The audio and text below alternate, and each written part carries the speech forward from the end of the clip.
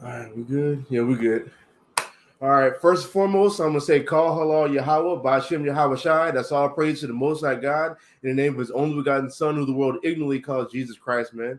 And it's Big Yachty back at it again with another lesson. And I got my soldier right here. Go ahead. Good bar, Kazak. You know what I'm saying? You know, bond lawyer. But yeah, man. So tonight, I wanted to go into a lesson I've been thinking about, and the Lord's been showing me like the last about 2 or 3 weeks about having lukewarm people around you. And before we can even get to that, we have to first establish what being lukewarm actually is. And before we even let me get Revelation 3 real quick.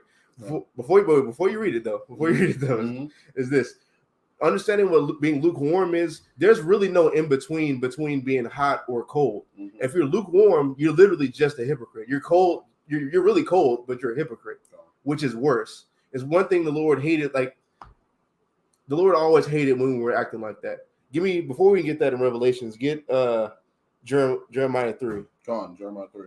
And let me see, Jeremiah 3. I just thought about that. What do I want? Like, start at verse 6. Go on, Jeremiah 3 and 6. Mm-hmm. This is the book of Jeremiah, chapter 3, verse 6. The Lord said also unto me in the days of Josiah the king, hast thou seen that which backsliding Israel hath done? Backsliding Israel. That's talking about the northern kingdom. Go ahead. Mm-hmm. She is gone up upon every mountain and under every green tree, mm-hmm. and there hath played the harlot. And played the harlot. How did they play the harlot? By worshiping other gods. That's right. And not being repentant of it, just worshiping other gods and just saying, I don't care what y'all are on. I don't care what y'all Southern Kingdom Judites on. I'm about to go worship X, Y, everything, actually. Everything. I'm about to do me. Go ahead. Verse 7, and said after she had done all these things, turn thou unto me. Mm-hmm. But she returned not. Mm-hmm. And her treacherous sister, Judah, saw it. So the Lord's other wife, the southern kingdom, we seen it. We saw all of that and did the same things. Keep going. Verse 8, and I saw, when for all the causes whereby backsliding Israel committed adultery, I had put her away, mm-hmm. and given her a bill of divorce. So the Lord just said, I'm just done with these guys for right now. Go ahead. Mm-hmm. Yet her treacherous sister Judah feared not, mm-hmm. but went and played the harlot also. Did what? Went and played the harlot also. Did the same thing. Did the same exact thing. Now here's why it's worse. Let me go down. Just keep going. Because it goes right into it. Verse 9. And it came to pass through the lightness of her whoredom, mm-hmm. that she defiled the land and committed adultery with the stones and with stocks. Mm-hmm. Go ahead. And yet for all this her treacherous sister Judah hath not turned unto me with her whole heart. Not did what? Not turned unto me with her whole heart. Not turned unto him with their whole heart. Mm-hmm. There's no in between worshiping the God of the Bible. There's no middle ground. They're either 10 toes down or you're not. Mm-hmm. Now keep going. Because it said, before you go, it says like with a whole heart. That's what I mean by 10 toes down. Yep. You got to be 10 toes down in this. That's how you be hot. Yep. Anything in between that is cold, no matter what. Go ahead. The Lord, how many times? Mm-hmm. Go ahead. But feignly. But what? But feignly. Fakely. That's really what that's called. Fakely or falsely. Go ahead. Saith the Lord. Mm-hmm. And the Lord said unto me, the backsliding Israel hath justified herself more than treacherous Judah. Now, why did the northern kingdom justify themselves more than Judah? Because Judah faked like they wanted to be a part of it. They faked like they wanted to keep the law, statutes, and commandments in totality. Faked like they wanted to worship the Most High God and Him alone. Mm-hmm. But behind closed doors, committed idolatry. They did the same thing. They wasn't 10 toes down into this. They wasn't all the way hot. It's hypocrisy. The Lord hates somebody falsely representing their devotion unto Him. Mm-hmm. He hates that. That's why He says in Revelation 3, He's going to spew them out of their mouth, because it's worse. Being lukewarm, or really just like pretending like you're a part of this, is worse than being cold, because you're faking that. Like you're literally trying to lie to the Lord. You're lying. You first and foremost lie to yourself. Then after that, you're really lying to the Lord, like He's really going to really do something for you. That's worse than just being cold. So somebody cold, okay, you know they're not about it. It's like having a fake friend. It's worse. It's worse when they do something to you compared to somebody who you don't even know. Because it's like, dang, I've actually trusted this person. I actually trust this person to do this, and then they backstab me. That's worse than somebody just backstabbing you out in the world. That's worse, and that's how the Lord feels about it. Now we can go to Revelations 3. I didn't put that in my lesson, but that goes with it. I just thought about that on the fly. Go to Revelation 3 and was it 13? 17. 15 through 16. Yeah, 15. Go ahead. This is the book of Revelations, chapter 3, verse 15. Yeah. I know thy works, that thou art neither cold nor hot. Neither cold nor hot. Go ahead. I would thou wert cold or hot. Whether you be cold or hot, because hot that you have the full devotion of the Lord. You're 10 toes down into it. Cold meaning you don't give a damn whatsoever. Go ahead. I will spew thee out of my mouth. Read verse 16. Slakia. I know thy works, that thou art neither cold nor hot. I would thou wert cold or hot. So then, because thou art lukewarm. So since you're fake, since you have that fake false devotion, go ahead. And neither cold nor hot, I will spew thee out of my mouth. You're gonna do what? Spew thee out of my mouth. Why? Because it's worse. It's absolutely worse. There's no difference between. We're gonna get into it later too. There's no difference between somebody who's cold and somebody who's lukewarm, because you're not all the way 10 toes down into it. And we see how the Lord does with people who are not 10 toes down into it. If you're faking like you're in the word, if you're faking like you're in the truth, but doing everything a worldly person does, you are considered lukewarm. You're not hot in this. You don't have that right and true devotion unto the Lord. You lack that.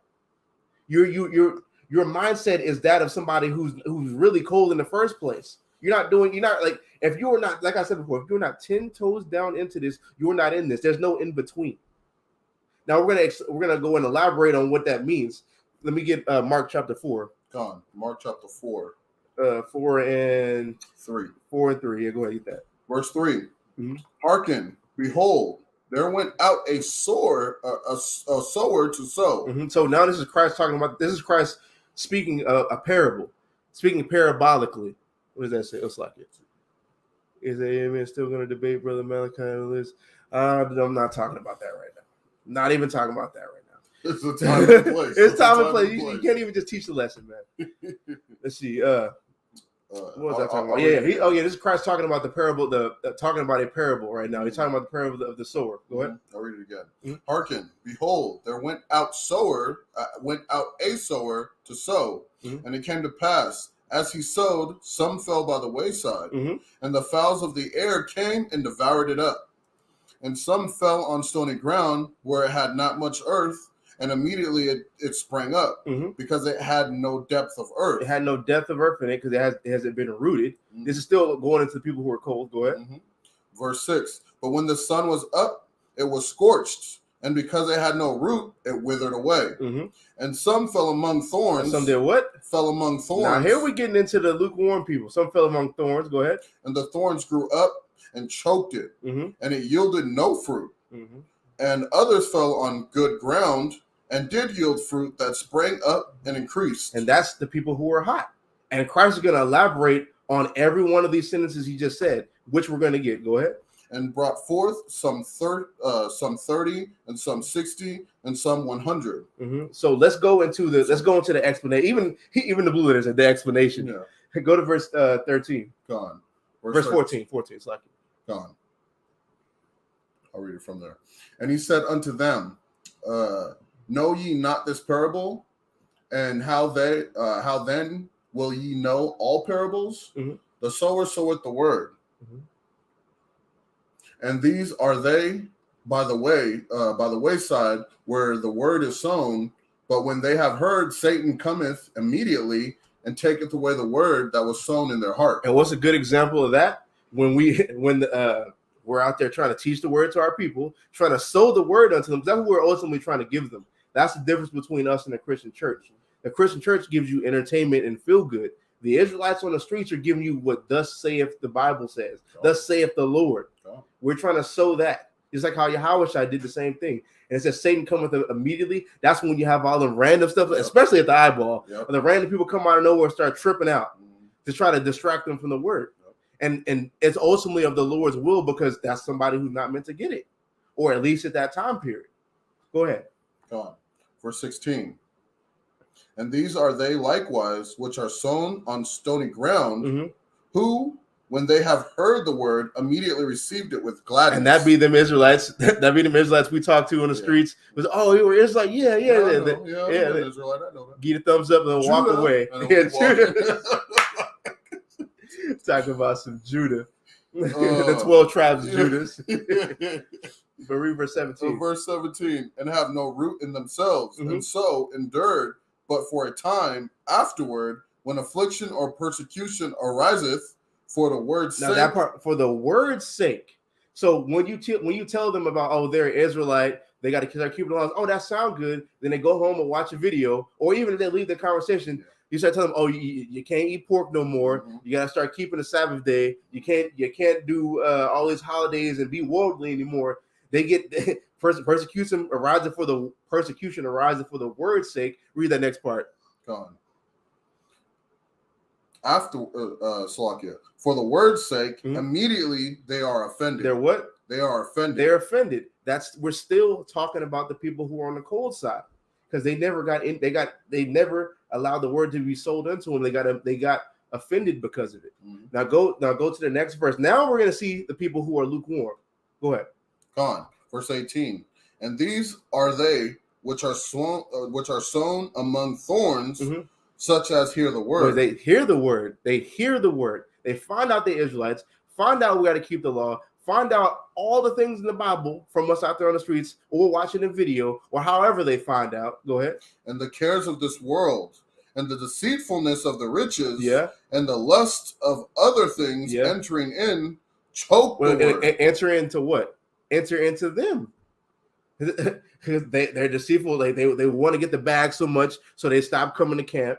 They want to get the bag so much that they don't want to be associated with this because they think we're not going to get any type of financial gain. Or where it says the lust of other things entering in, the lust of other things is their wants. What is a lust? What does the word lust really go back to? Wants.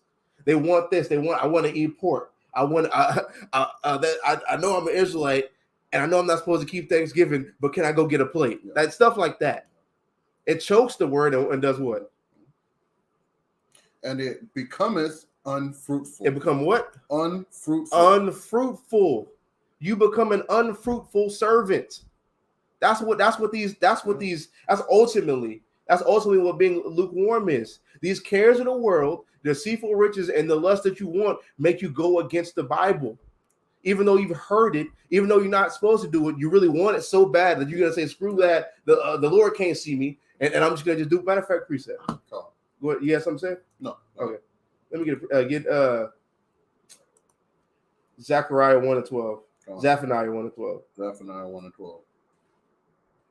It's the book of Zephaniah, chapter 1, verse 12. And it shall come to pass at that time that I will search Jerusalem with candles and punish the men that are settled on their lees, Slakia, that say in their heart. What do they say in their heart? That say in their heart, the Lord will not do good.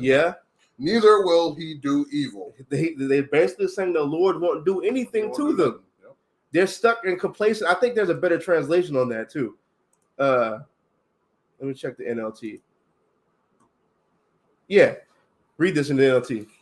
This is the NLT, Zephaniah 1:12. I will search with lanterns in Jerusalem, darkest corners, to punish those who sit complacent in their sins. Do what? Sit complacent in their sins. They sit complacent in their sins. They think the Lord's not going to. Matter of fact, read the next part. They think the Lord will do nothing to them, either good or bad. They think the Lord will do nothing to them, either good or bad. That's how our people. That's how the if you want to put it in a category, the lukewarm people are. Israelites who don't think nothing's bad's going to happen to them. They can't be challenged on anything. They don't put God first. They try to heap to themselves teachers having itching ears, which all that's what we're going to get into. That's all attributes of somebody who's lukewarm. You're not. You got like 8 toes in this and 2 toes in the world, man. And really, your 8 toes ain't even equating to being in the truth, because you're not in the truth unless you're 10 toes down. 10 toes down, bro. And you're either hot or you're cold. If you're lukewarm, you're really just cold and you're being a hypocrite. In other words, there's no in between. There's no in between. None. Get Mark 4. No, we just in Mark 4. No, we're Mark 4:3. Read Mark, 19 again. Yeah, 4:19. Okay.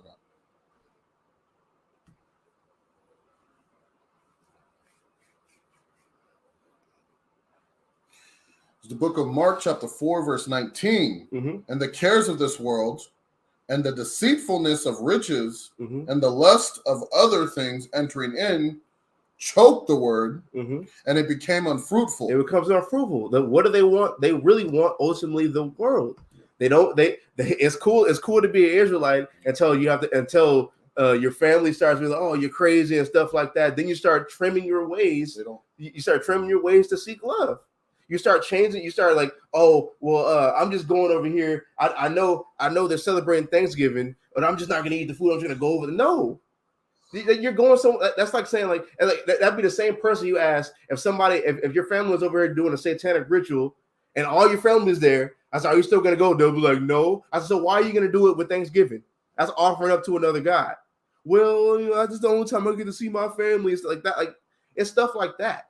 Like you not 10 toes deep into this. They don't come out of the world. You haven't put off the old man. Yep. That's ultimately what it is. That's what the lukewarm spirit is in totality. People who hear this know you got to be an Israelite and do not put off that old man because they love the world too much. Give me 1 John 2:15. 20. You still want 20. Oh yeah, go ahead. Come on, verse 20. And these are they which are sown in good ground, Mm-hmm. such as hear the word and receive it and bring it forth fruit for some 30-fold, some 60, and some 100. So it says they were sown on good ground. What does that mean? They're rooted. They're rooted. How do you get rooted? You apply these scriptures and constantly renew your mind. That's how you get rooted in this truth on a daily basis. Having like supping with the spirit, bro. Deal with what the scriptures say. If the world wants you to be carnal on all things, the world pushes you to be carnal. We have something that makes us spiritual. This is what makes us spiritual. Like people talk about, oh, I'm spiritual. You're not spiritual if you're not walking after these law, statutes, and commandments. You're not spiritual if you ain't following Christ. You're not spiritual if you don't believe that Yahweh is. A lot of people, and that's what it is. Our people don't believe that He is. That's the only way you're gonna. That's the only way that you're gonna even please the Lord, because you don't think Yahweh is or He exists if you think He's not gonna do nothing to you. Yep. That's what it is. They don't have the fear. They don't have the fear. You lack the fear of the Lord. Yeah. Give me 1 John 2, verse 15. This is the first book of 1 John, chapter 2, verse 15. Love not the world, neither the things that are in the world.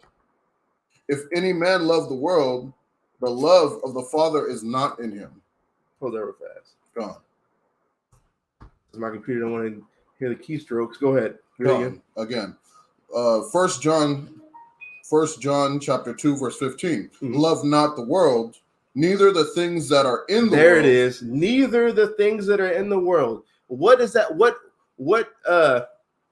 is that? What's compiled behind that? Loving the things that are in the world. The acceptance of your family members, the acceptance of your worldly friends, doing anything to get the bag, trying to fit in with the world, and that's another thing, blending in with the world. If I don't see no difference between you and the world, how can you say that you deal with the Bible?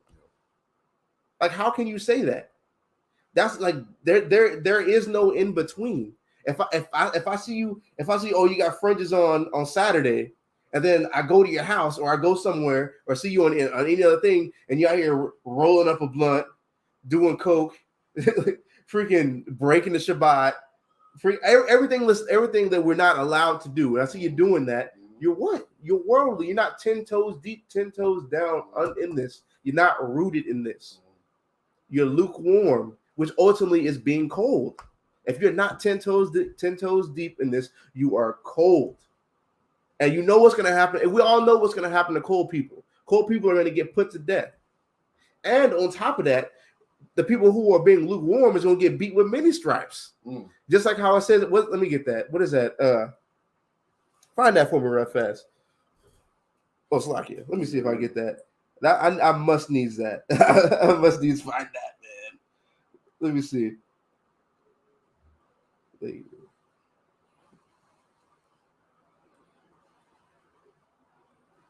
Yeah, that's Luke 12.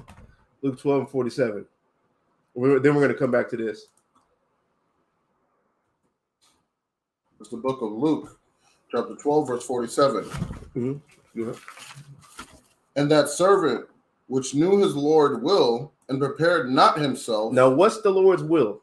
The Bible, the law, statutes, and commandments. This truth is the Lord's will. Go ahead. Neither did according to his will, shall be beaten with many stripes. Shall be what? Beaten with many stripes. Shall be beaten with many stripes. If you don't, matter of fact, let me see. Is that the one I want? Yeah. Read that again. Come on. And that servant which knew his Lord's will and prepared not himself, neither did according to his will, shall be beaten with many stripes. Shall be beaten with many stripes.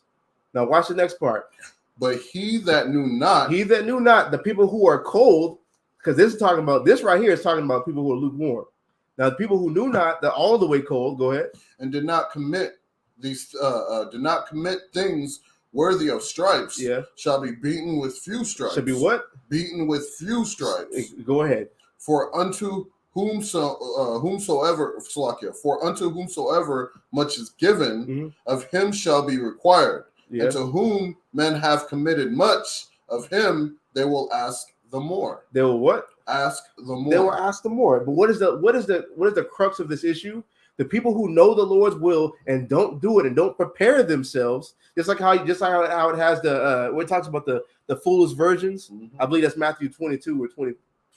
It's probably 22 or 21. One of those. It's in the 20s. 10 verses. The foolish virgins who didn't prepare, the other ones that didn't prepare themselves, they're not coming in. What does that mean? They're going to get put to death. You're going to die. You're going to get spewed out of his mouth because you didn't prepare yourself, and you know what you needed to do, and you didn't do it. You left outside of salvation. Yeah, you got one foot in this and one foot out. But let me go back into this. Go back. Go ahead and read this one in 1 John again. Go on. I actually go to verse 16. 2:16. Wait, what did he say? Sons of Jacob or calling yourself an Israelite and celebrating Christmas this year, and they're gonna do it. We see it every year. Oh, that's okay. You don't got to go there and get presents and do all that stuff, but you can go see your family. Like, why would you go somewhere where somebody's celebrating a holiday, a pagan holiday? Or like sideways ways of going about it. You know, your let's say your parents want to throw your child a party or something. You know what I mean? A birthday party. A birthday party. You know what I mean? Oh, I'm not gonna go, but you're gonna let your kid go. You know what I'm saying? You're gonna let him take. You're not stamping your foot down. Like, no, we're not doing. Like, as for my house, we're gonna serve the Lord. Like it says in Joshua. Like it's either you're in or you're out, man. Yeah. This is the book of 1 John chapter 2, verse 16. For all that is in the world, the lust of the flesh and the lust of the eyes and the pride of life is not of the Father, but is of the world. But is what? Of the world. But is of the world. All these things it names right here. The lust of the flesh, the wants of your flesh, lust of the eyes, things you see, the pride of life. All this is things that people who are lukewarm seek after and call themselves believers and call themselves Israelites. That's what they seek after. That's not after the Father, but it's of the world. You cannot be 8 toes into this and 2 toes in the world, bro. Ultimately, that means you're no toes into the truth. Keep going. Go on. Verse 17. And the world passeth away, and the lust thereof. But he that doeth the will of God abideth forever. Do what? Doeth the will of God abideth forever. So everything in this world is going to pass away. Everything's going to just eventually just cease. And all that stuff you did to get the bag, compromising your ways and doing all this, ultimately is going to get you destroyed for something that won't even matter. It's not even worth it. It's not even worth it. And that's why you should be spewed out of your mouth, because you have as I'm talking to Israelites, you have the golden ticket to cash in for your salvation. I say this all the time. You have the golden ticket to cash in for your salvation, and you want to throw it away because you like everything else around you. No, worse than throw it away. They tore it up. They tore it up. But no, that's not really tearing up. They're holding on to it. They're holding on to it, and then just shucking and jiving until you out of time. Like you missed the bus, bro. You of the world. That's what that's going into. Now get James 4:4. Come on, James 4:4. The book of James, chapter 4, verse 4. Ye adulterers and adulteresses, know ye not that the friendship of the world is enmity with God? And this is what I was saying before about blending in with the world. If you friendship with the world, if I see you and you just blending in with all these people who you can look at and see are just despicable and wicked. Yeah. Like there's a difference between you shining your light, but there's a difference between that's somebody's house you going over every single day and then doing the same things that they're doing. What's that saying? You are the company you keep or something like that? You know there's something in SICARRI that talks about that too. It's that's who you are. There's a difference between because I don't want to get this mistaken. There's a difference between showing letting your light shine, going somewhere to where there's darkness, where people are in darkness, letting your light shine. But there is a difference. But there is a stark difference between that and going there and partaking in the same exact things. Yahushua sat with sinners. Yahushua sat with publicans, but he wasn't doing the same things they was doing. He was trying to convert them. And if you can't convert them, that means what? They're just going. The Lord just let them be born in vanity, like it says in 2nd Ezra chapter. Was that chapter 9 or chapter 7? I think it's chapter 9 and 22. That's what I think it is. But you having friendship with that is showing you have hatred towards God because you're supping with people and doing the same things that the same people do who hate God. When you don't keep these laws, statutes, and commandments, when you're not going through life like an actual Israelite, I didn't want to say a spiritual Israelite, because you circumcise your heart. If you're not hanging out with, if you're not walking around fully with your heart circumcised and compromising your integrity to seek love, the Lord's going to kill you because you have friendship with the world. You can't have friendship. Like I said this at camp the other day. What we believe in, as far as what the Bible says, is so contrast to what the world teaches, and so contrast to the actions of what the world is, that if we look at ourselves and we're reflecting off what the world is doing, we're really that. That's who you are. Even says the same thing in James chapter 1. Like you're deceiving your own self, thinking that you're actually worshiping the Lord. Your devotion and your religion is vain. It's vanity. If you have friendship with the world, go ahead. Verse 5. No, you didn't finish. Oh, Slakia. No, I thought I did. No, you didn't finish. Oh, Slakia. Yeah, come. World is enmity with God. Whosoever therefore will be a friend of the world is the enemy of God. Is the what? The enemy of God. So the people who are already enemies with God, the people who are already evil, if you're sitting there and just spending every single day with them, then doing all this stuff with them, and then partaking, some of them even partaking in the same exact things and not witnessing. What does that say? Oh. What does that say? So what about food sacrificed to idols, Thanksgiving dinner, so to speak? Israelites still gonna eat that. There's gonna be a lot of Israelites, bro. I know somebody who knows that they're Israelite and told me, that's like the same thing I said earlier about it's the only time I get to see my family, and like I'm not celebrating it, but I want to go get a plate. Like you're partaking in a wicked feast of a feast dedicated, first of all, to another God, and secondly to the death of your own people. Yeah. Like you're already an enemy to your God and your people when you do those things. And what makes it worse, bro, is that they, at the end of the day, they know they're wrong, but that food tastes so good, that stuffing tastes so good, that turkey tastes so good. All these things, they'll compromise their own so-called integrity to be a part of that. You really a friend of the world. You're not in just asking that question. That's what I mean. Just even fixing your face to ask the question, to say, "Oh, is it okay if I go grab a plate real fast?" Is going off, bro. You let that, because I mean, go ahead, that example you're going into, shows that they're not even a follower of Christ. I mean, Christ himself tells you he's going to separate, he's going to put division in the world. He's going to put divisions between you and your family members if you're following him, if you choose to take the path with them. So, I mean, that's what I've been saying this whole time. Because Christ said, "I didn't come to I didn't come to bring peace, but a sword." Man, he gonna set father against mother, daughter, sister, all that, and all that is because of the word. Your family. You want to go? It's just like the fact that you thought about it though and said it. Because look at this. Read this.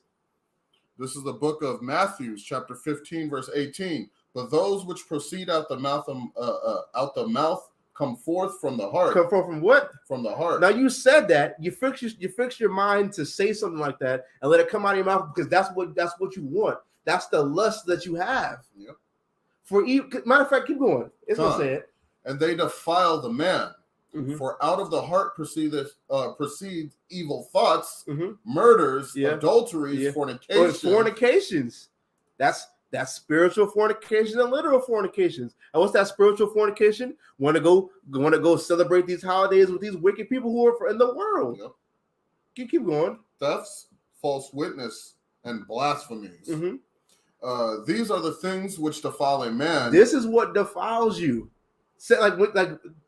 What comes out of your heart, which is really your mind, and you can see it through what people say. That's why I said the fact that you just thought about that, the fact that you thought about it and then said it, lets me know exactly who you are.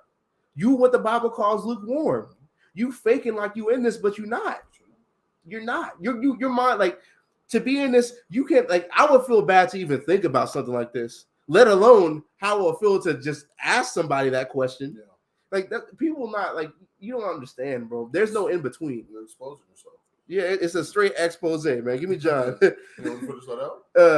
But to eat the unwashen hands defile not a man. And that's in context of what was happening because they were trying to get on him about. And matter of fact, while we're here, Matthew 15:3, it says, "But he answered and said unto them, Why do ye also transgress the commandment of God by your tradition?" What's these traditions? Thanksgiving, Christmas, Easter, Christmas, all these holidays, birthdays. That's the highest holiday in the satanic religion. According to them. According to their own philosophies and books. And our people do that. Let's say, okay, we'll give the Christians a Christmas, okay, since they think it has something to do with the religion. But what does birthdays have to do with the Most High? These are all man-made. What does Thanksgiving have to do with the Most High? They're all man-made. It's white supremacy. You know what I'm saying? We're thinking the fact that the Europeans came over here illegally. They came over here illegally and killed Native Americans. Yeah. That's what you're thinking. You're proud to be American, where at least you know you're a murderer. That's what it really is, man. That's freedom murder. That's freedom, and then our people just go along with it because that's the only time I get to see my family. That's what we know. That's all we know. Like that type of mind state is gonna get you put to death, bro. Like it's madness. But let me get this in John.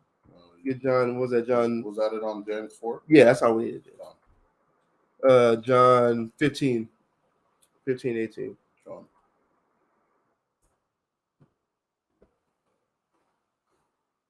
This is the book of John, chapter 15, verse 18. If the world hate you, you know that it hated me before it hated you. And this is how you know Christianity isn't even of God. Because everybody respects and loves Christians.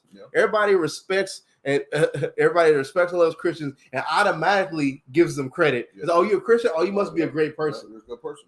That's not Christ is saying if the world hates you, just know it hated me first. Why? Because what does the Lord say about what was I gonna say? Well, actually, I'm gonna come back to it because I think it says right here. Go ahead. Go on. Verse 19. If you were of the world, the world would love his own. If you were of the world would love its own. People not feeling what the Israelites saying. Yeah. People walk past us and think we crazy. Think we're racist. Think we're that's not really. But it's going against this Babylonian mind state because in Babylon everybody is this great melting pot, just like the original Babylon, just like the original Babel. What happened at the time where everybody was trying to come together? At one point, the Lord doesn't like that. The Lord hates that, because if he loved it, he would have allowed it to happen.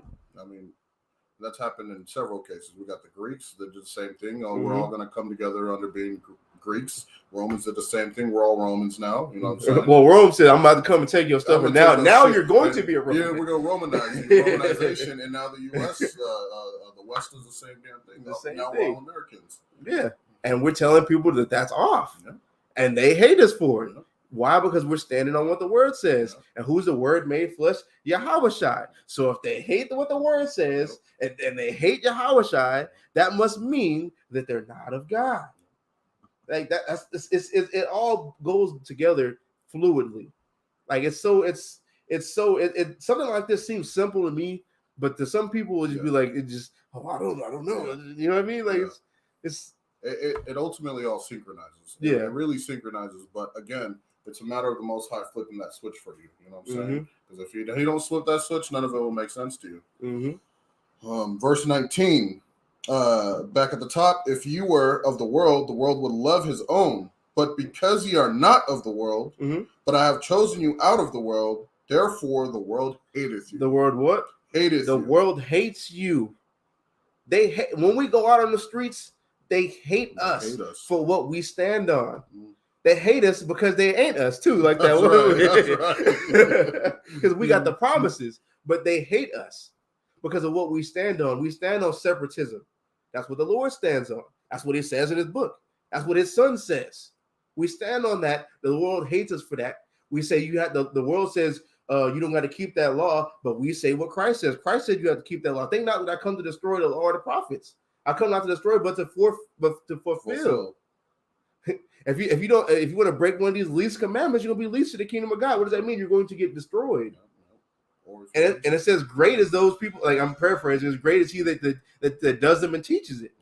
That's Matthew chapter 5. We stand on that. That's why vocab and his minions come against us. That's why these apologists make videos on us, even though nobody's watching them. You go in there, they got like 1 to 2,000 subs. Congratulations. That's when they're getting views. They get no views on their own. They got to talk about Israelites to start getting some views. Yeah, but even then, it's mediocre. It's meager. You know what I mean? To siphon off of us. You know what I'm saying? Well, go ahead. This is the book of Titus, chapter 1. Wait, read 20 real fast. Oh, Salakia. It's up on the screen. You want to get this? Okay. The book of John, 15 and 20. Remember the word that I said unto you. The servant is not greater than his Lord. If they have persecuted me, they will also persecute you. If they have kept my saying. If they have kept my saying.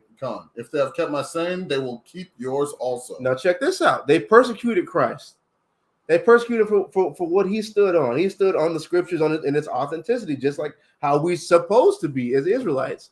How we're supposed, like literally how we're supposed to be. That's why they make videos about us. That's why the apologists come at us. They don't come at they somewhat come up against Muslims because they don't want to make it seem like it's just the Israelites. Y'all put out one of those maybe once a year. But they'll come up against us because of what we believe. They're not doing this to the Christians who actually believe different than they do. They're not making videos on other Christians who have even wilder beliefs than we do. They're not doing that, but they're coming up against us because we're taking back our nationality, keeping the law like Christ said, and God said, and Paul said, and Peter said. Really, everybody. Why don't they go against Jewish people? Why don't they go against the faith of Jewish folks? They never do, and they never will. There are so many Christian denominations. Why don't they spend more time debunking those other Christian denominations so they can get already professed Christians into their segment of Christianity instead of going against another faith that has nothing to do with them? You know why? Because we're the spiritual ones. That's right. We are the ones that are actually spiritual and following what the scriptures say. We do that. We came out of this world. We're not trying to blend in with it. We're not trying to be friends of this world. We're 100% separate from it. Yes, we shine our light and we go to places in darkness, but we redeem the time. We redeem the time and then consider ourselves like that. The scripture says, because unless we get tempted just like how they are. Like it's one of those things where it's like this should be simple to people.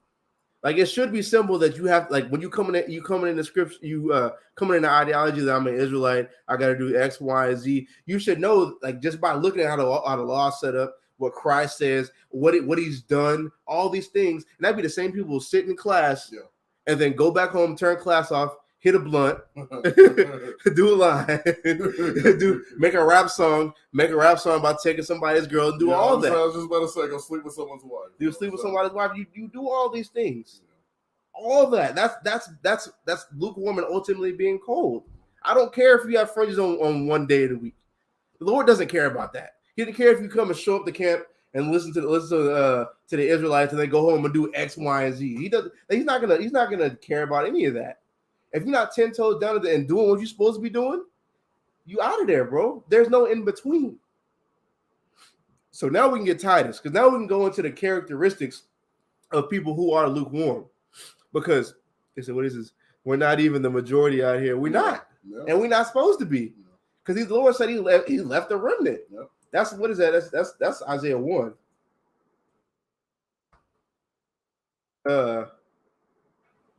Isaiah 1 and 9, it says, except Yahweh of hosts had left unto us a very small remnant, we should have been as Sodom, and we should have been like unto Gomorrah, utterly ultimately destroyed. But what happened to Sodom and Gomorrah? Just straight antinomianism and straight lawlessness, homosexuality, all kind of fornications, all of this. So we're not gonna be the majority. We're meant to not be the majority. How? Because if we were supposed to be even with them, how are we going to be sheeps and they're going to be wolves? The scriptures always depict those who follow after God being sheeps in the midst of wolves. Like that's just the way the Lord set it up. But now I want to go into the character of the minute characteristics of people who are lukewarm, because the crux of the lesson is having lukewarm people around you for extended amount of times can make you lukewarm. But we need to first understand what being lukewarm actually is, and all the characteristics of somebody who is lukewarm. We've already went to their main one, being worldly, but it gets even deeper than that. Get Titus, verse 16. This the book of Titus, chapter 1, verse 16. They profess. You pull it up. You good? They profess that they know not that they know God. Yeah. But in the works they deny him. And works to do what? Deny him. Yeah, go ahead. Being abominable and disobedient, and unto every good work reprobate. They're not gonna get it. So they profess that they know God. They make it look like especially a lot of, I'm gonna say it how it is, God damn it. Especially a lot of these women on Facebook. You got a hair wrap on, you got fringes on your skirt, but when you actually meet these people, they're breaking all the moral laws. And I'm not saying all women are doing that. I'm saying, but there are particular women and cases I've seen of women acting like this. What did you call it? Brew hopping? I forgot what he said. Probably brew hopping. Yeah. And not to just get on the women, they got men doing the same thing. Yeah. They all like lukewarm comes in both shades. You got the man shade and the woman shade, all of them, right? They're gonna clip that and say all of them. See, it's more genders. The man and the woman. There's only two genders. But yeah, they're like people who profess that they know God, but in works deny him. It don't matter how many scriptures you post on the internet, on Facebook, and all the pictures you take with a camp or with the organization, or just by yourself. If you're not keeping these laws, and not just the ones about fringes and having a beard and like all the stuff with the head wrap and stuff like that. I mean, like the moral laws, like how you have with in Leviticus 19, like just running down those. A lot of our women spreading rumors, being talebearers, even men being talebearers. Like it's cool, it's easy, it's really easy to put fringes on your shirt and put a beard on your face, but can you not be a talebearer? Yeah. Let's go into that real fast. Let's look at some of that. I just want to highlight some of these. Like this one, I swear my name. Like defraud my neighbor, getting over on your neighbor. I know that's happened to me in the truth. People are falsely trying to sell stuff to me, and then forget about it, and then don't ever send it, but got my money. That's happened. Robbing them, which is really the same thing, is the wages of him that is hired shall not abide with thee all night until evening. I mean, until morning. That one, I mean, that's more at that time period because that's just that time period specifically. But I mean, you can apply that to the day because if you work for another Israelite, they don't pay you that day.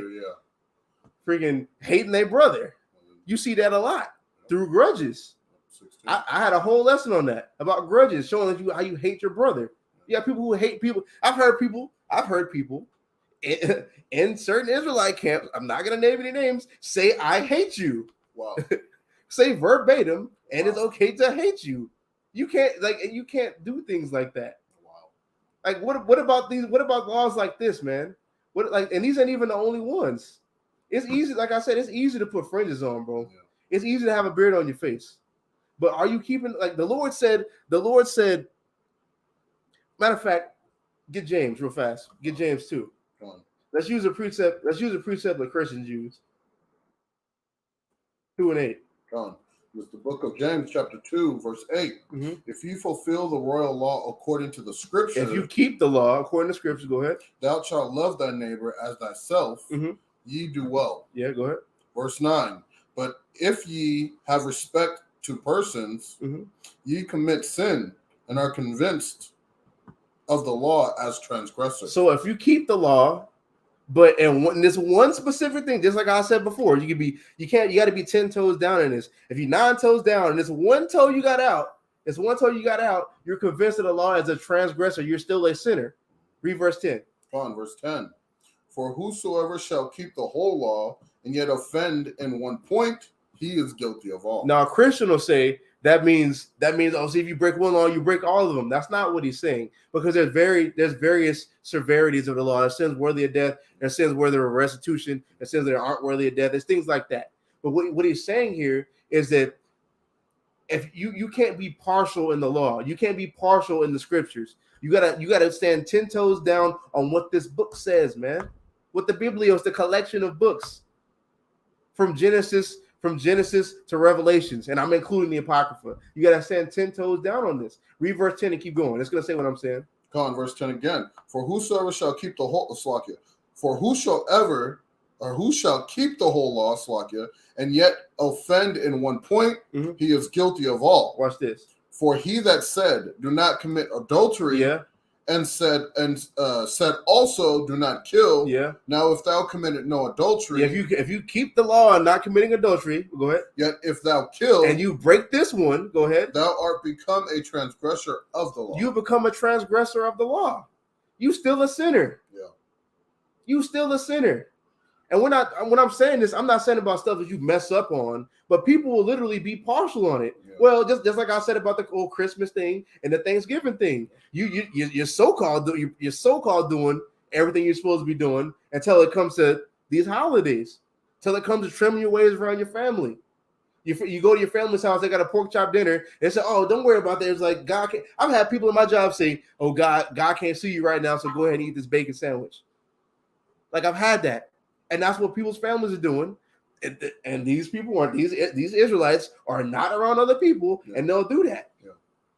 You're just as bad as somebody who's cold. Honestly, you're worse because you pretended like you in this and you really not. Just like Judah when Israel got divorced. That's why I brought that out first, because that's worse. That's why it says backsliding Israel has justified herself more than treacherous Judah, because treacherous Judah is being that fake friend unto the Lord.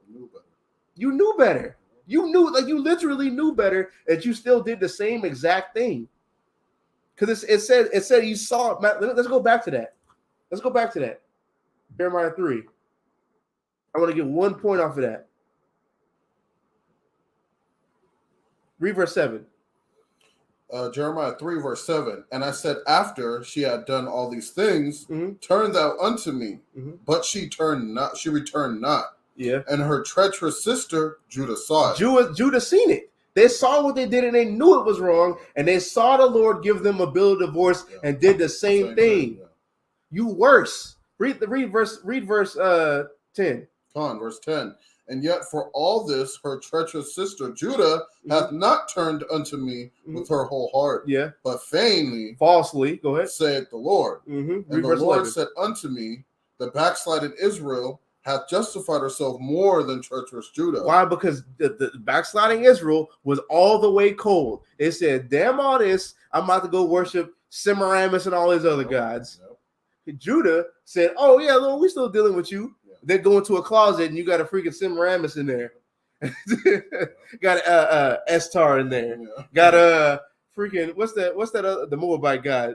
I think it's Dagon with that fish there. I forgot. They got all that.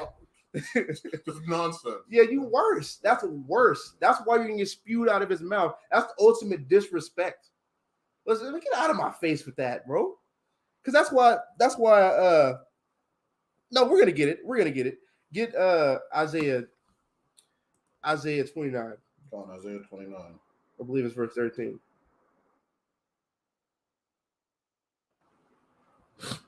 This is the book of Isaiah, chapter 29, verse 13. Mm-hmm. Wherefore the Lord said, for as much as this people draw near with me, near me with their mouth and with their lips do honor me, but have removed their hearts far from me. Did what? Remove their hearts far from me. They removed their hearts far from the Lord. And how have they done that? How have they removed their hearts far from the Lord? Because they really don't want to search. They really don't want to search out for him and be held to the standard of what you have to be held unto. That's why. That's why they do the things that they do. That's why this same person who said that to me, when I told them about certain laws, like about mushrooms, and they said when I said like you're not supposed to be eating mushrooms, they said oh that I don't know about that, and then started asking other people and trying to find somebody who like, well, no, they're going on for saying that, looking for teachers having itching ears. Read that next part, and we're going to get that next. Verse 14. Slakia, but have removed their hearts far from me, and their fear towards me is taught by the precept of men. It's taught by what? The precept of men. It's taught by the precept of men. Stop and let's go to Timothy's. Come on. Timothy, 2 Timothy 4:13. The book of 2 Timothy. Wait, no, that's not it. That's not right. 2 Timothy 4:3 through 4. 3 through 4. Mm-hmm. Gone. 2 Timothy chapter 4 verse 3. Because we're gonna elaborate on what it means how they're taught by the precept of men. Go ahead. For the time will come when they will not endure sound doctrine. They will what? Will not endure sound they doctrine. Will not endure sound doctrine. You can show them according to what you believe off of the scriptures. Mm-hmm. They'll be like, oh, I like everything you say, but that I don't know about that. Then they go searching out for somebody who says contrary to that, who really don't even believe. They or are really new into the truth and think that they know something, but really don't. They're looking for people who will believe in what they want to believe after their own lust. And it's gonna say it. Go ahead. But after their own lust shall they heap to themselves teachers having itching ears. Having what? Itching ears. Having itching ears. They will heap to themselves teachers having itching ears. They'll find somebody who thinks it's okay to believe this. They'll find somebody who thinks contrary to what you believe in because they don't want to be held to that standard. They don't want to deny themselves. So they'll go find somebody who will go ahead and tell them that what they're doing is okay. They're the same thing as Christians. Being an Israelite, a so-called lukewarm Israelite is the same exact thing as being a Christian. You're going to go find somebody who's teaching what you like, and then you'll think that that's the truth now, even though you heard it. But you don't want to be held to that standard. You don't want to deny yourself. You have a lust. So, I want to do this. So just like that person who says about the mushrooms, right? Is you want to eat mushrooms so damn bad, you're gonna go try to find another teacher who says it's okay to eat mushrooms, who will go against the book, which is sound doctrine. Because the Bible, look at this. This is Proverbs 4. That comes out of the law. This is Proverbs 4 verse 2. It says, "For I give you good doctrine, forsake ye not my law." That's that good doctrine. That's that sound doctrine. But people who don't want to hold on to that and be 10 toes down on what it says off the ink, off the paper, of what it says verbatim, thus saith the Lord, those are the people who don't want to deny themselves. They don't want to deny that their evil lust. They don't want to kill that off. Quick precept. Go ahead. This is the book of Isaiah, chapter 30, verse 10, would say to the seers, you know, I started at 9. that this is a rebellious people, lying children, that will not hear the law of the Lord, which say to the seers, see not, and to the prophets, prophesy not unto us right things, speak unto us smooth things. What? Smooth things. And that's what people like. That's what the lukewarm of our people want to do. They want to hear smooth things. What's them smooth things? The things that agree with their own lusts. Yep. Agree with their own lusts. That's and it was funny, bro. Like, no, I'm not gonna say that because I'm not gonna say that. But they like to do things agreeable unto their own lusts, their own wants. They'll find some people to teach what they want to hear. Is that on that? Prophesy deceits. Yeah, prophesy deceits. Lie to me. Yep. They love lies. Yep. Read verse 4 in this. Come on. 2 Timothy 4, verse 4. They shall turn away their ears from the truth and shall be turned unto fables. So what's the truth? The law, statutes, commandments, like it says in Proverbs. Not Proverbs, Psalms. And who's also the truth? Yahweh Shai. And shall be turned unto fables, deceits. Turn unto fables, deceits, yeah. Lies, you know? They don't want to deny themselves. Now, give me where are we at? Give me not Isaiah. Give me Matthew 16, 24, yeah. Because we went into it, when we go into the characteristics of somebody who's being lukewarm, is ultimately being cold, ultimately being a hypocrite, but faking like you're a part of this. That's all it boils down to. Yeah. The characteristics of that is somebody who's half in the world, really all the way in the world, but like just put up a facade like they're an Israelite. Put up a facade like sharing all those posts like they're Israelite. You try to correct them on that, but they don't want to hear that. They don't want to hear the truth according to the scriptures. They want to find teachers who will listen to them and who will say what they're doing is okay. These are all qualities of people who are lukewarm. Go ahead. This is the book of Matthew, chapter 16, verse 24. Then said Jesus unto his disciples, if any man will come after me, let him deny himself. Let him do what? Deny himself. What does deny yourself mean?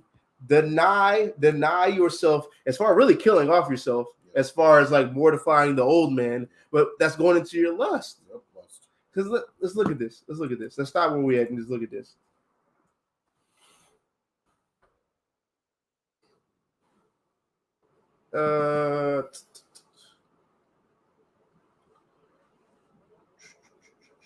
I'll read this. It says, it's Colossians 3, verse 5. It's mortify therefore your members which are upon the earth. That's talking about your old man. Fornication, uncleanliness, inordinate affection, evil concupiscence, covetousness, which is idolatry, for which things sake the wrath of God cometh on the children of disobedience.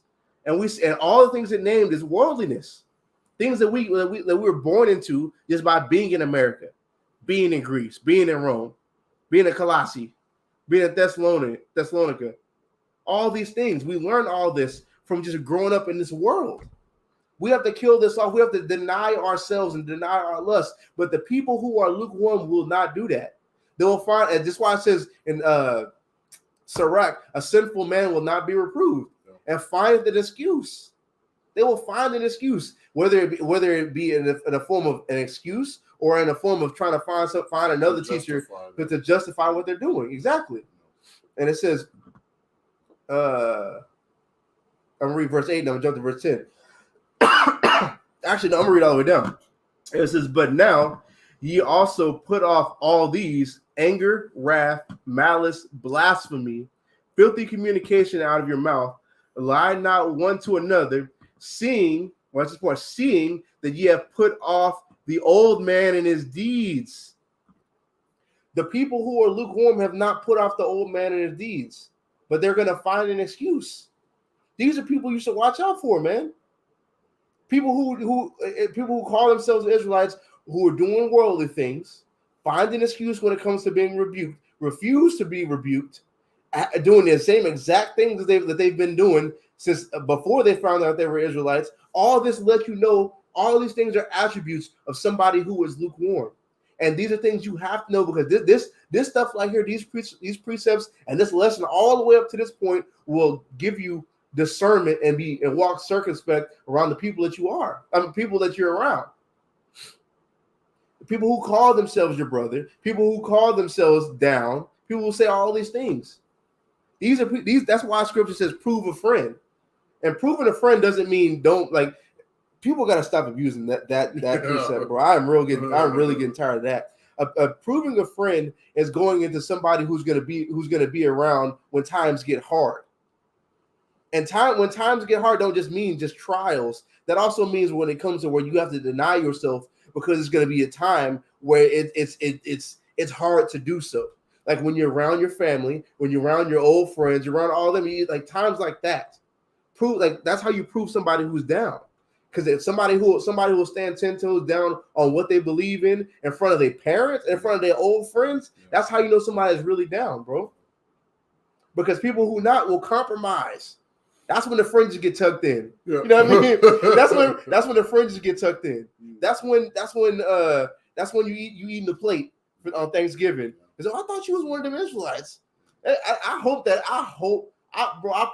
prayed to the Most High God that when Israelites do that and get that Thanksgiving plate, so somebody calls them out on it. And I hope it's their family member, and I hope they feel that, because that's gonna be hilarious, bro. Especially if it's abominable things on that. Boy, ain't that chitlins? Ain't that pork chop? Ain't that pork chop? When you just saying you know what I mean? It's things like that. It's that's just around there. Like that's lukewarm people, bro. But verse 10. It says, and have put on the new man, which is renewed in knowledge. Renewed, there we go. We're going to get on this later. Renewed in knowledge after the image of him that created him. Now, what is that going after? Like renewing themselves the knowledge of this book, man. This collection of books, the Biblios, collection of books, whether it be the law, statutes, and commandments, what Christ says, freaking Paul's epistles, Peter's epistles, John's epistles, John the Revelator letter, Revelation, all that. You're converting yourself to the image of that and not freaking the world, which we're going to get into later. Now get Matthew 7. Oh, wait, we didn't even finish Matthew 16. Yeah. Go ahead and read that. Back at 25. No, I didn't even finish 24. Oh, you didn't finish. Yeah, I didn't finish. This is the book of Matthew 16:24. Then said Jesus unto his disciples, if any man will come after me, let him deny himself and take up his cross and follow me. Deny himself and take up his cross and follow him. Deny that need to go to that Thanksgiving dinner. Deny that need to, make your parents happy, your family happy. No, you should be more concerned about making the Most High happy. Yeah, man. There's a cost to discipleship. There's a cost to discipleship. You have to deny yourself. And people who don't do that, especially like you see it in little spurts too. People who don't deny themselves have not taken up their cross and follow after Christ. Keep going. Hey, real quick. Hey, we got like 20-some people in here. Go ahead and hit that like button. Yeah, do that. Share that shit too. Yeah, do that. Verse 25. For whosoever will save his life shall lose it. And whosoever will lose his life for my sake shall find it. Now, what does it mean, lose his life? That lose your life is killing off your old man and being dead to this place, bro. Being literally dead to this place. That's losing his life for his sake. But if you try to save your life, try to save your relationships with these people by compromising your ways and your biblical integrity, you're going to lose it. Yep. And by losing it, it means you're going to die. You're going to die painful death. Painful death, especially if, and really, I don't want to say especially if you notice. Really, it's if you notice, because the servant who knew the Lord's will and didn't do it will get beat with many stripes. Many stripes, not few stripes, many stripes. Go ahead. Go on. Verse 26. For what is a man profited if he shall gain the whole world and lose his own soul? Or what shall a man give in exchange for his soul? Now we went into 1 John where it said the world and everything, the lust of the eyes, lust of the flesh, the pride of life is all going to disappear. It's going to melt with fervent heat. All of this is going to be in America, Babylon. It's going to come to naught. This place isn't even going to be inhabited any longer. What does it profit you to get this bag? Yeah. Dollars that ain't backed by no type of nothing really. Yeah. They're fiat money. It's fiat money. It's not backed by anything. People want to call crypto a scam. because it's not backed by anything. So is a dollar bill. So is a dollar bill. That's why when you go into the crypto app, it talks about a fiat wallet, and the fiat wallet is it basically has your currencies in it as far as where you're located, and we're located in the United States, so it's dollar bills. Like it's worth nothing. What does it gain for you to have that Wraith? What do you gain when you have that freaking that penthouse, all that, just for it to all be destroyed, and then you die at the end of it and gain nothing? What does that profit you? That doesn't profit you anything. So you shouldn't be compromising. You shouldn't be compromising your biblical integrity for those things. So that's pretty much it on that one. Get Matthew 7. Go on. But then we're going to go into the main part of the lesson. 17? That's 17? Yeah, no, that's 7. Or is it 17? Let me 7 and 17? Start at 16. Go on.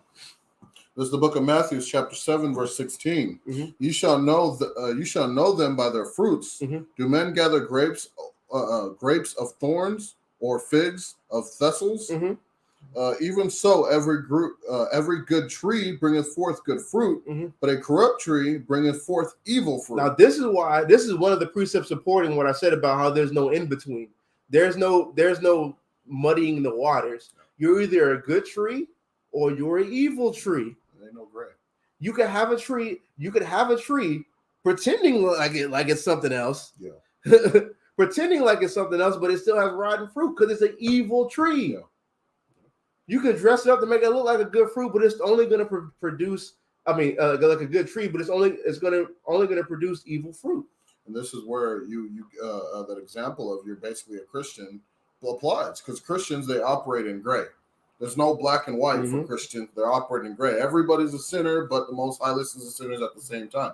That's great. But the Bible even is very specific about black and white. There's black and white. You either follow him or you're not. Yeah, go on. And then it'd be like you come out with verses like John 9 and 31, where the Lord doesn't hear sinners. Yeah. And then say, oh, that's before Christ died. I'm like, so now Christ died, so now the Lord's listening to sinners. Christ, so honestly, that makes it okay for you to be a sinner then. Yeah. It makes it okay for you to be like, oh, well, it doesn't matter. Well, since Christ died, ain't no point in even trying to keep the law. I mean, he still hear me anyway. Like that's like it's shenanigans like that. I'm operate in sin but still be saved. That's that gray. That's that gray, bro. Go ahead.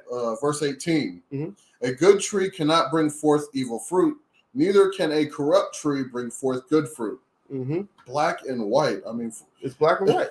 Verse 19. Every tree that bringeth not forth good fruit is hewed down and cast into fire. Cut down and cast in fire. What's that fire, man? That nuclear destruction is going to happen to America. That's right. Cut down means you're going to die. Like you're going to get cut out. You're going to get cut out of the land of the living. You're going to get put to death, man. Verse 20. Wherefore, by their fruits ye shall know them. Now, it didn't give you 3 different fruits. It gave you 2 fruits. It gave you the good fruit or the bad fruit. There's no in between. If you're not in this all the way, you are a evil tree. No matter how you try to masquerade or have some kind of facade, you are an evil tree. If you try to make an excuse for sin, you try to find put teachers around you who will make it okay for you to sin and to justify it, and you love the world, you are lukewarm. That is the definition of a lukewarm person. That's the attributes of a lukewarm person. You are just like the people in the cold because you're doing the same things. Whether it be 1 thing, 2 thing, 3 thing, it doesn't matter. You're still doing it. Go ahead, keep going. Verse 21, not everyone that saith unto me, Lord, Lord, shall enter into the kingdom of heaven, but he that doeth the will of my Father, which is in heaven. Many will say, many will say, Lord, Lord, Lord. Like all the people saying, Lord, Lord, like oh, I'm an Israelite. I know I've been an Israelite. I got my fringes on, stuff like that. But only the people who do the will of the Lord will enter into the kingdom. Go ahead. Come on. Many will say to me in that day, Lord, Lord, have we not prophesied in thy name, and in thy name have cast out devils, and in thy name done many wonderful works? That's them lukewarm people. They're gonna say we prophesied in your name, we cast out devils, and have done many and done wonderful works. But what is Christ gonna say? Go ahead. And then will I profess unto them, I never knew you, depart from me, ye that work iniquity. He's going to say, I never knew you. Why? Because they wasn't buried with his baptism. You ain't killed off your old man. You ain't done what Romans 6 chapter says. The 6th chapter says about being buried in his baptism and being risen in his likeness. So he never knew you. It don't matter if you call yourself an Israelite. It don't matter how many fringes you got on. It don't matter how many the beard you got on your face, how many feast days you kept. If you behind closed doors not keeping these laws and not being 10 toes down on this, you're lukewarm and you get put to death, and your death is going to be worse than somebody who's cold. That's what it's going to be, man. He's going to say, I never knew you. Yeah. Get away from me, you who work iniquity. Y'all got to really see what Christ is doing here. He's really taking away the gray zone from y'all. Yeah. Y'all can't play in the middle, y'all. It's either you're with it or you're not. You with it or you're not. You know what I'm saying? That's just what it is. So now let's go into the lesson. The main part I want to go into. Let's go into some thermology, man. Because we're talking about being hot or cold. We got to read till 25, no? Did I put till 25? Mm-hmm. Let me see.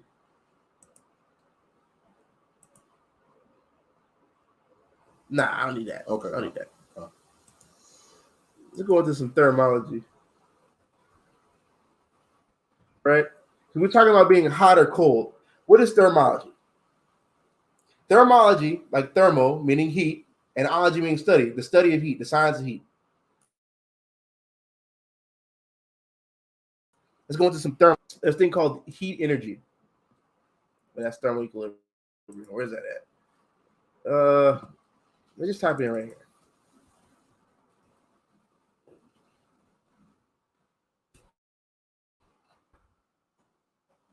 We're gonna see why I'm bringing this up.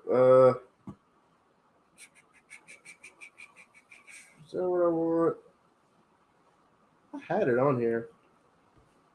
What's that?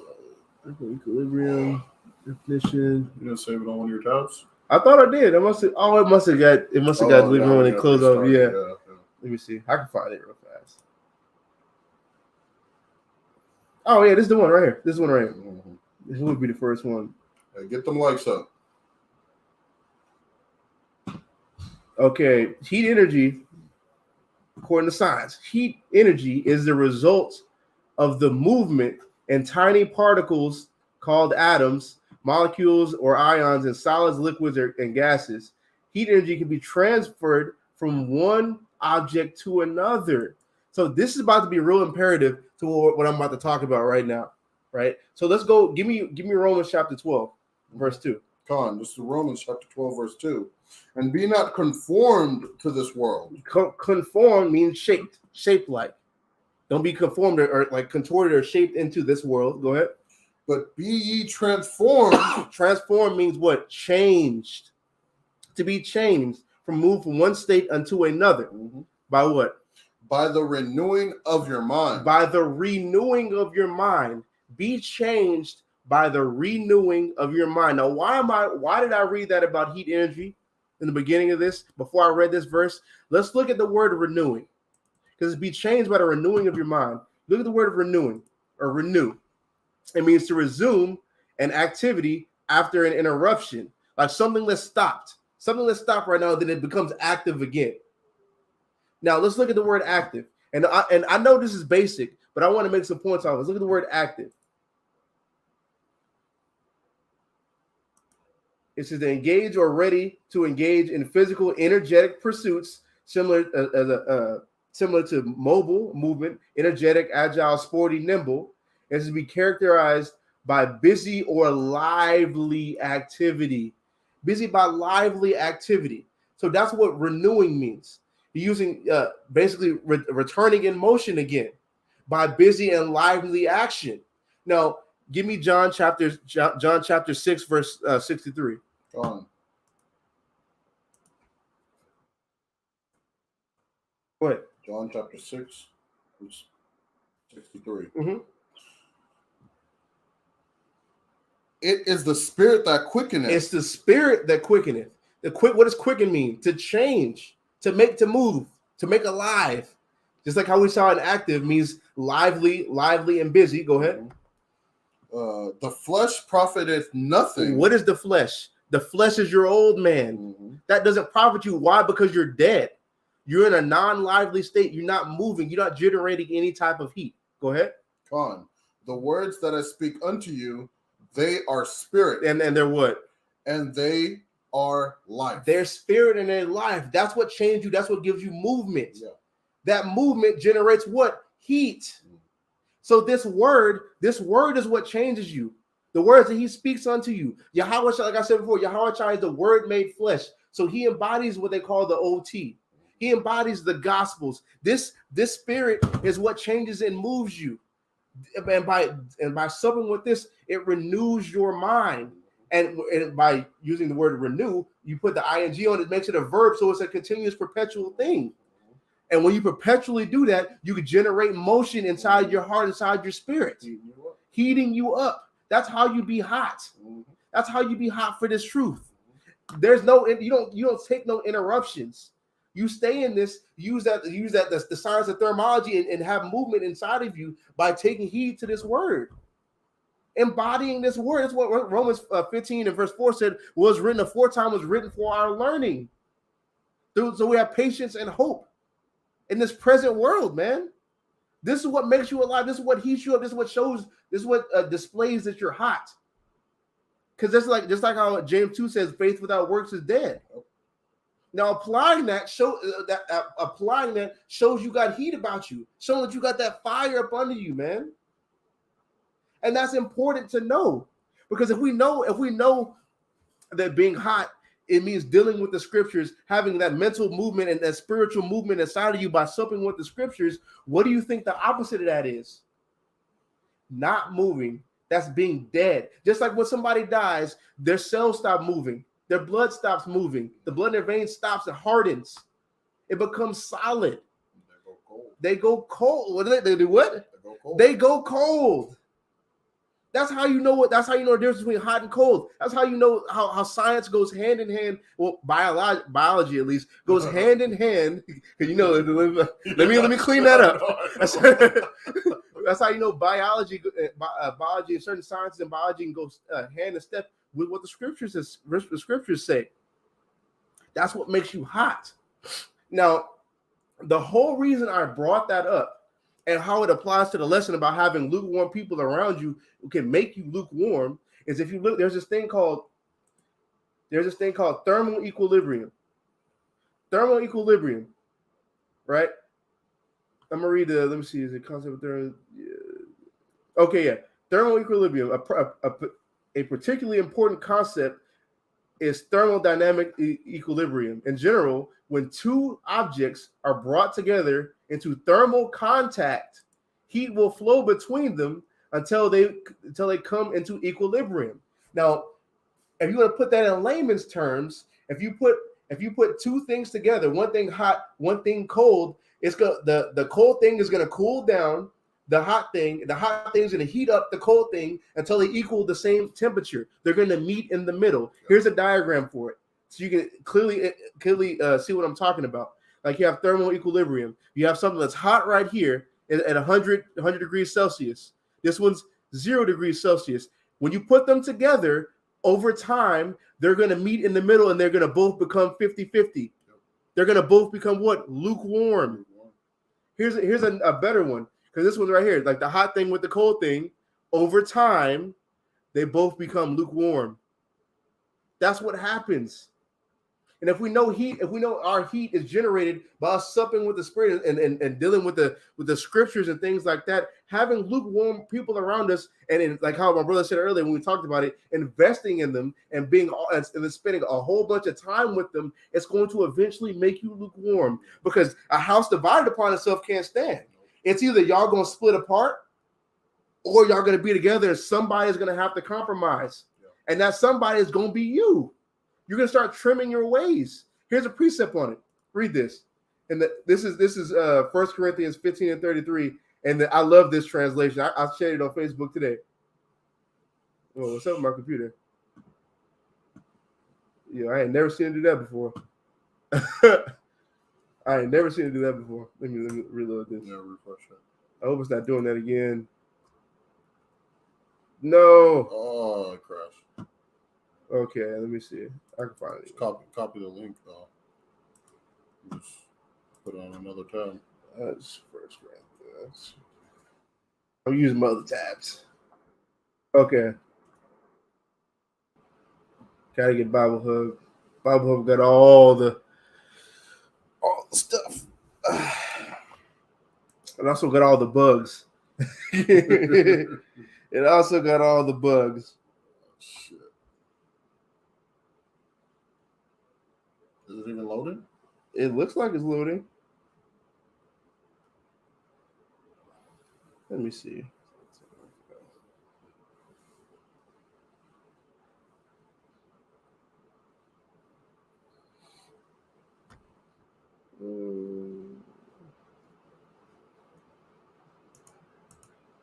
I don't know why it's doing that. You're still connected to the internet, right? Yeah.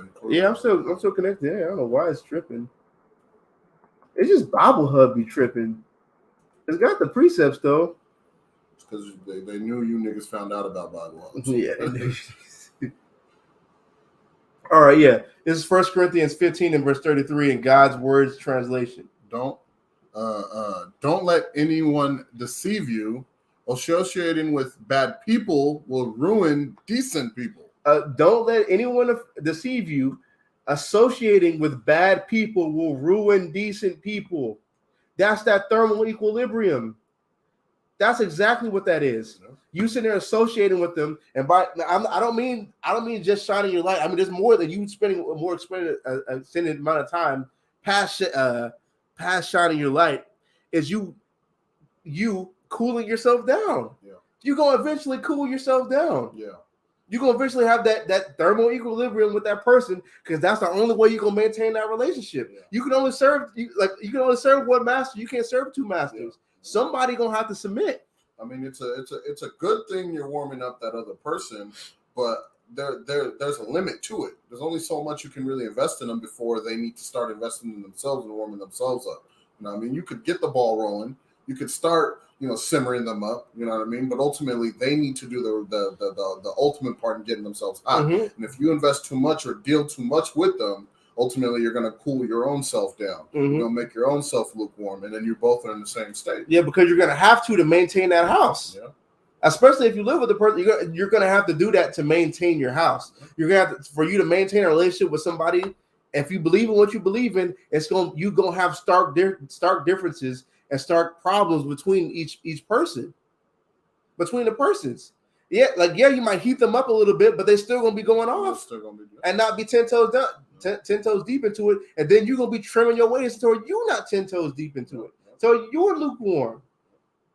That's that thermal equilibrium. You're going to start cooling yourself down, and that's a problem, because the Bible says you're not supposed to accept a man against your own soul, and you're doing that. Give me Galatians 6:1. Go on. It's the book of Galatians, chapter 6, verse 1. Brethren, if a man be overtaken in a fault, which ye which are spiritual, restore such an one in the spirit of meekness, mm-hmm. considering thyself, lest thou also be tempted. Now watch this, right? It says, brethren, if a man be overtaken in a fault, ye which are spiritual, somebody who's dealing with the scriptures, just like how we went to being spiritual before, is like the words that Yahushua speaks, or the Bible or the Old Testament, all of it is spiritual. If we deal with that, if we continue to deal with that, that allows us to be spiritual and be heated up. So those who are heated up and have that fire, restore such an one in the spirit of meekness, considering yourself. What does considering yourself means? Not spending and investing a whole bunch of time with this person who you know is cold and who you know is lukewarm, because then you're going to be tempted. Then you're going to be trimming your ways to seek love, because that's the only way that relationship is going to be maintained.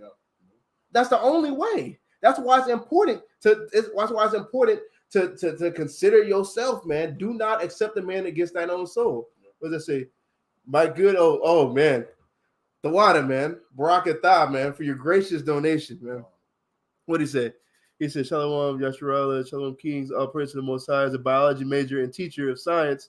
and math. I totally understand. Great lesson. Stay lit. Yeah, stay lit, man. That's the perfect comment. Stay lit, man. Stay lit, yeah. Israel got us. That's a great. That's a good one. That's a great. Next time I teach that, I'm gonna say that. Stay lit, man. We gotta stay lit, because if we center our if we spend too much spending an amount of time with people who are not lit, who are barely lit, you're gonna start trimming your ways. Give me Proverbs 12:26. Again, this is an active process. You have to actively be doing this for you to stay hot. You know what I'm saying? You cool down, you start slowing down. Wait, that's not Proverbs it. 26 and what? The Proverbs 12:26? That's Psalms. Yeah, Proverbs. Yeah, Proverbs 26 and what? Yeah, 6? 12 and 26. Oh, 12 and 26. Mm-hmm. Okay. So, just the book of Proverbs, chapter 12, verse 26. The righteous is more excellent than his neighbor. The righteous more excellent than his neighbor, because he's hot. He's doing what the Lord's supposed to be doing. But what? But the way of the wicked seduceth The them. way of the wicked seduceth him. That's what I mean. That's what I mean about that thermal equilibrium. Yep. Having them around you is gonna cool you off. Yep. Eventually, like you're gonna be at your house. You're gonna be at your house doing what you're supposed to be doing. Say you got somebody who lives with you, and they're doing things wickedly, or they know they're Israelite, but just don't really care. Still smoking blunts and stuff. Still being an outright drunkard, doing things that's just contrary to the scriptures. Eventually, they're gonna keep asking you. Then what? Next thing you know, you're gonna look down. You got a blunt and some alcohol in your hands. now you're going off. Another example. You know what I mean? Another example. You know, you say, let's say you got someone, you know, at your front door. You know what I mean? You open the door. It's warm inside. You're hot. You know what I'm saying?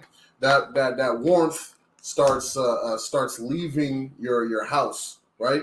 Mm-hmm. Cooling you down, maybe warming him up to a certain degree, but ultimately cooling you down as well. You know what I mean? You really ultimately need that person to come inside, get up in there, get hot up in here with you. Mm-hmm. You can't just stand at that door with that person. You know what I'm saying? Mm-hmm. You can't. You gotta eventually close that door if they ain't trying to come in. You know what I'm saying? But go on. Yeah, but watch this. Here's something that get Nehemiah 13 and 6, 13 and 26. Now because somebody say, "Oh, I'm too strong to let that happen to me," and I love when people say things like that, like I ain't got a precept for it. Like I ain't got a precept for it. Watch this, right? Because we know what caused the split between Israel and Judah. King Solomon, for what he did by allowing himself to go off. But watch this. This is the book of Nehemiah, chapter 13, verse 26. Did not Solomon, king of Israel, sin by these things? Mm-hmm. Yet among many nations was there no king like him. There was no king like him. Why? Who was beloved of his God. Nobody on this planet at this time had more wisdom and more understanding about the spirit and the scriptures than King Solomon. He was beloved of the Lord. He had all the riches and things he could possibly want because he asked for wisdom from the Lord. He gave it to him and gave him all the increase in riches. All of that. The wisest person on this planet. But watch this. Go ahead. And God made him king over all Israel. Yeah. Nevertheless, even him did outlandish women cause to sin. Read that last part again. Even him did outlandish women cause to sin. Outlandish women. What's the outlandish women? All these wives that he had of the other nations. Mm-hmm. I'm not saying it's specifically a sin to have a wife of another nation, except for the ones in Deuteronomy 7. Yeah.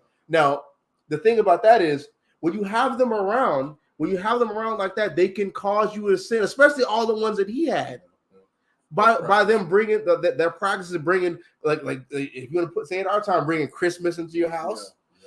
Bringing Easter in your house, Thanksgiving inside your house, and doing stuff like that. Next thing he knew, he was doing it, and then caused a split between Israel. This is the wisest person on the planet. Ain't nobody on this live, not myself, not anybody I know, is wiser than King Solomon, and he still did it because he trimmed his ways by having some cold people around him. So don't tell me you too strong. You too strong for this to happen. You too strong for something like this to happen to you. When King Solomon, the strongest person at this time, right? Because outside of Yahushua, but I mean I'm not gonna say that because it's gonna go into some other stuff. But outside of Yahweh, you know what I'm talking about. But outside of Yahushua, though, But you're not gonna tell me that you're stronger than him. And he went off behind them.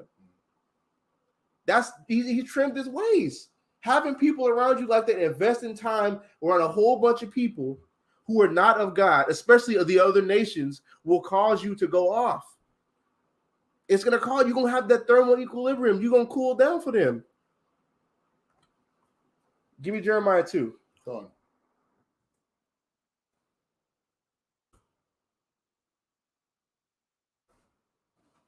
33, right? Yeah. This is the book of Jeremiah, chapter 2, verse 33. Why trimmest thou the way to seek love? Wait, read it right. Read it right. Go on. Why trimmest thou thy way to seek love? And that's what Solomon did. He trimmed his ways. He trimmed his ways to seek love. Mm-hmm. Look at that. You're all hypocrites.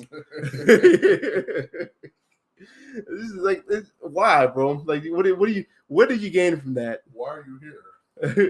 And guess what? You're out of here. Congratulations, you played yourself, son. Out of here. Out of here.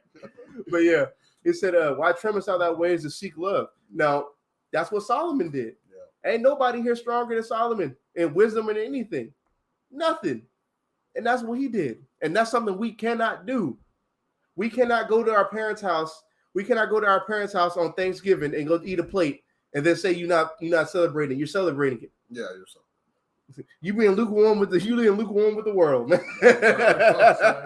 And for all you that are still living with their parents and ain't got a choice if they practice these heathen holidays, just opt out. You know what I'm saying? If you can go somewhere, go somewhere. Go somewhere. Not, just stay in your damn room. You know what I mean? Read the Bible. And do your best to get up out of there, man. Yeah, you know what I mean? Do your best. You try to shine your light, that don't happen. No, they ain't taking it. You tried your best. It ain't for them. Get up out of there, bro. They want to bring you a plate. Now just go warm something else up. You stay there. You stay there too long. Creflo Dollar, come on.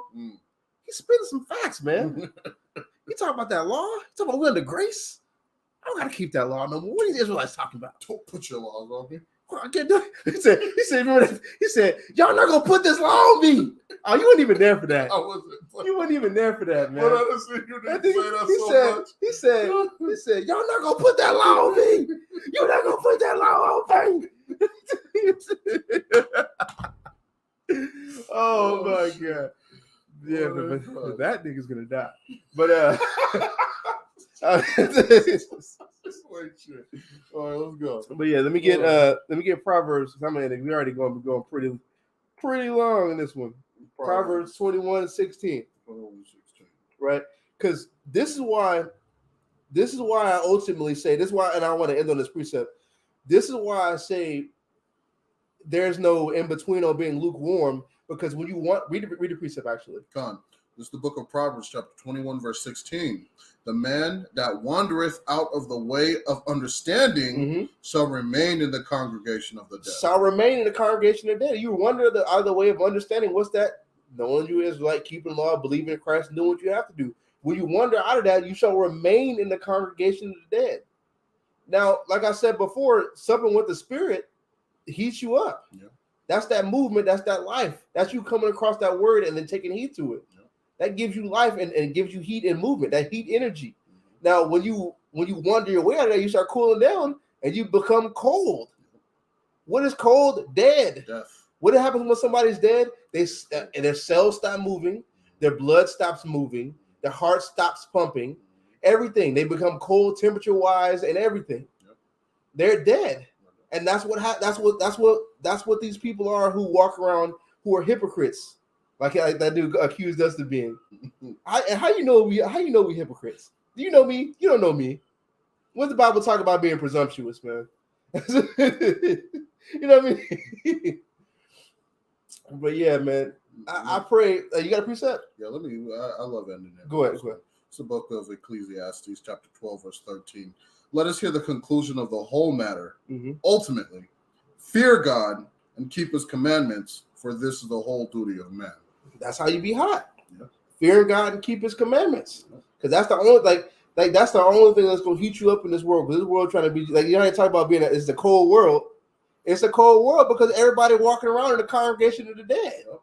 They ain't got no heat. But we get the scriptures. You get lit in these scriptures, man. Yeah. You come across the Israelites, you about to get lit. That's the fire right here. We get lit, bro. You see, like, you see my Bible get lit. Cause look at this, man. This thing be on fire so much. Yeah. This thing be on fire so much. It's on this last leg, man. That's why I had to give you one of these. Hold up.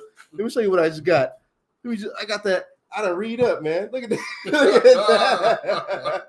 You said I got me a whole nother flame right here, man. You see? Yeah, man. Yeah, man. With that, I'm gonna say call out Yahweh Bashim Yahweh Shai and say Shalom. Shalom.